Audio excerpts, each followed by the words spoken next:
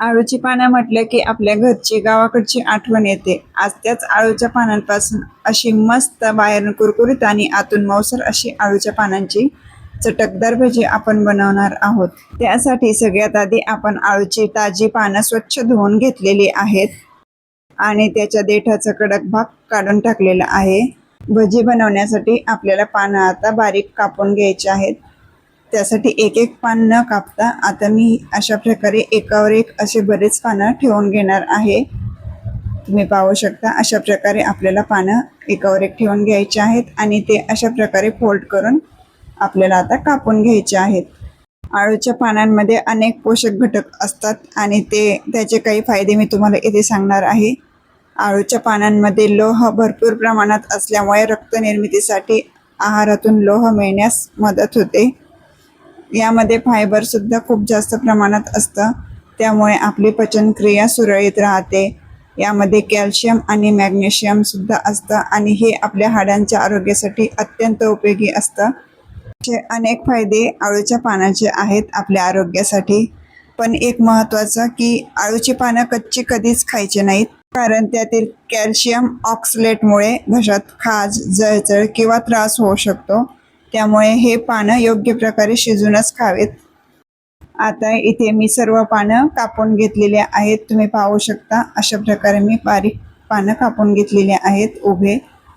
आता यामध्ये आपल्याला काही घटक टाकायचे आहेत। सर्वात आधी मी टाकत आहे आलं, लसूण आणि हिरवी मिरची याची पेस्ट। यामध्ये मी मीठ सुद्धा टाकलेलं आहे। आता टाकूयात हळद आणि ओवा। ओवा हातावरती चोळून टाकलेला आहे। आता यामध्ये मी घेणार आहे बेसन पीठ आणि यामध्ये मी 2 चमचे कॉर्नफ्लोअर घेणार आहे। कॉर्नफ्लोअरमुळे आपली भजी एकदम कुरकुरीत होतात आणि जास्त तेलकट सुद्धा होत नाहीत। आता यामध्ये थोडं थोडं पाणी टाकून आपल्याला हे व्यवस्थित भिजवून घ्यायचं आहे। जास्त सुद्धा पाणी यामध्ये वापरायचं नाही। तुम्ही पाहू शकता मी कशा प्रकारे पिठाची कन्सिस्टन्सी ठेवलेली आहे। आता यामध्ये मी अर्धा लिंबू पिळून घेतलेला आहे आणि यात आपल्याला टाकायचं आहे खाण्याचा सोडा। एकीकडे मी तेल गरम करायला ठेवलेलं आहे भजी तळण्यासाठी। आता हे आपल्याला व्यवस्थित मिक्स करून घ्यायचं आहे आणि याची छान अशी भजी तळून घ्यायची आहेत।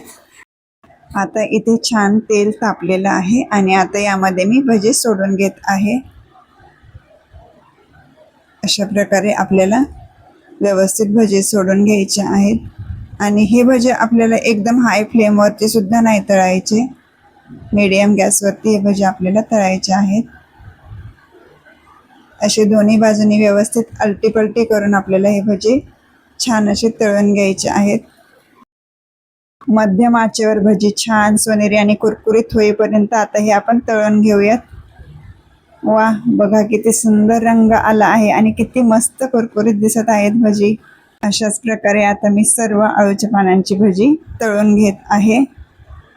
तर आता तयार आहेत आपले अगदी खमंग, कुरकुरीत आणि चटकदार असे आळूच्या पानांची भजी।